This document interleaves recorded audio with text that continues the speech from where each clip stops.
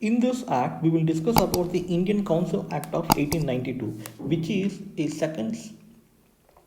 second council act made by the British government after 1861. Okay, in this act, the British government had increased the number of additional non-official members, that is number of seats in the central and the provincial legislative councils. It means it increased the Indian participation in the central and the provincial councils. Non-official members means non-British. It means English. Sorry, it means Indians. So, through this act, the British government increased the Indian participation in the legislative councils. Why? Because see the year 1892. It means the Congress had already been established, and there was a rising demand from the Congress about the increased demands for the increasing role in the Indians in the legislative process. So that's why, in order to quench the desires of the few politically educating Indians, the British government had increased the number of additional non-official members, that is Indian participation. And the second thing is, it enlarged the functions of the legislative councils, not only the Indian participation but also enlarged the functions of the legislative councils. How? Because it gave the power to legislative councils to discuss the budget. So the process of budgeting, I mean, the first time introducing budget was introduced in 1860. The process of budget, okay. And the second thing is, the British government gave the power for the legislative councils for addressing the questions to the executive.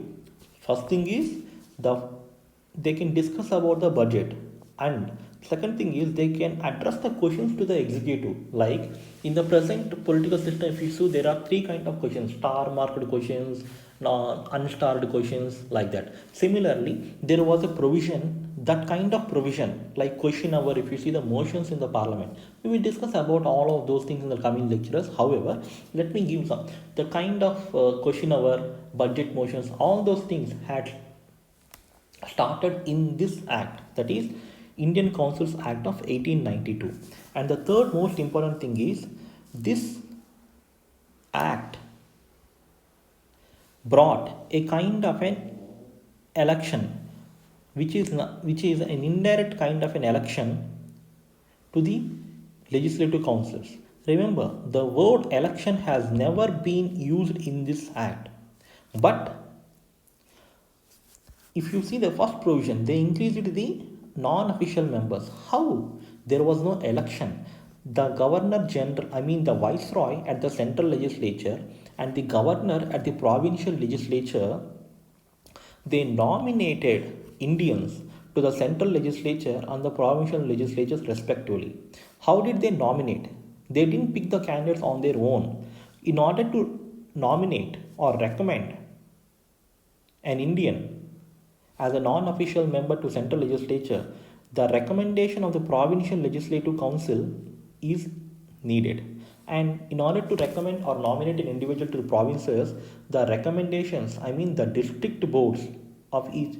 So for a province, there will be multiple districts. So each district can nominate, can nominate a candidate to the governor, and governor will appoint a person like that. District boards, municipalities, universities, trade associations, jamindars, and chambers. If you see, this is nothing but today's system of recommendation. Nominated MPs in Rajya Sabha and nominated MLCs at the state level.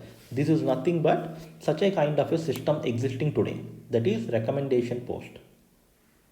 Okay, if you see in the polity, there will be 12 people who will be nominated by the president for the Rajya Sabha, and there will be other people, two people will be nominated by the governor, and this is also kind of an election, indirect way of election for the legislative councils. So all the present system of parliamentary elections and parliamentary methodology has been taking shape, has so much of roots in the Indian Councils Act and other acts.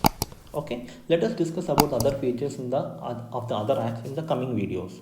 If you have any doubts or if you want us to make any videos on other subjects also, please comment, and thank you so much.